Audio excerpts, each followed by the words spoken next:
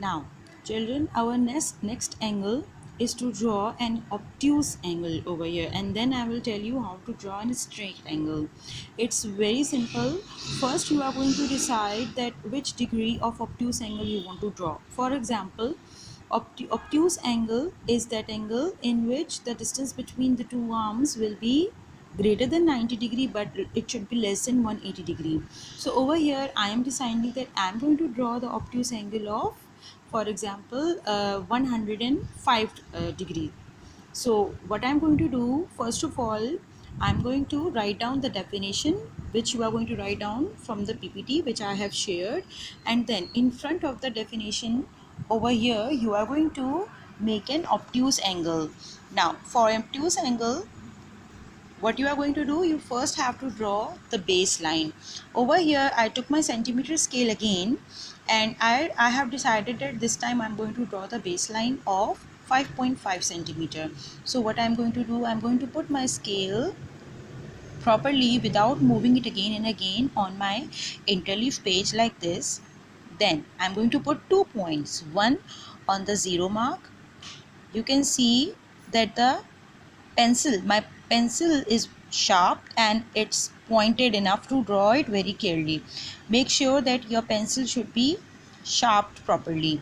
Now 1 point I put it on the zero mark, and the other I put it on 5.5 mark. Over here I got the 5.5, so I'm going to put the next point on 5.5 over here, and then I'm going to join these 2 points together to draw my baseline.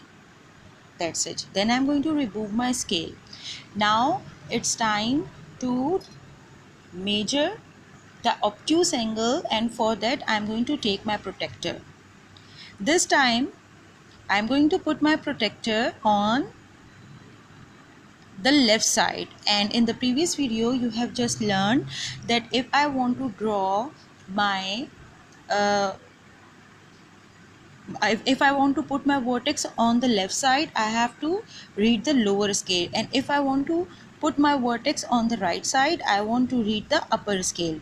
So what I have decided that I am going to put my vertex on the left side. That means I have to read the lower scale. You are going to set the baseline and your center part of the protractor in such a way that they will coincide with each other. This is the proper way. You can see that my protractor, this one line and my 5.5 centimeter line are coming in a same manner like this. They both are overlapping each other. Now this is the right time to mark the obtuse angle. I have decided that I am going to draw the obtuse angle of 105 degree. So I am going to count that where is my 105 degree. Now look, this is my 90 degree, 100, because I am reading the lower scale. So this is my lower scale. My vertex is on the left side, and on the lower scale my 105 degree is coming over here. This one I'm going to put a point over here, and then I'm going to remove my protractor. After removing my protractor, I'm going to join my vertex and this arm number 2 so that my obtuse angle will be formed. That's it. I have made my obtuse angle and it's look like this. Now only the labeling is left. For the labeling, you can choose any 3 different dark colors. First of all, you are going to make an arrow showing that the turning of these two arms is an angle, and because it's a 105 degree angle, so I'm going to write down over here that it's a 105 degree angle. Then with another color I'm going to make the arrowheads on both of the ends, because it's an ray. One ray over here and one ray on this side. Okay, then I'm going to name them the alphabets.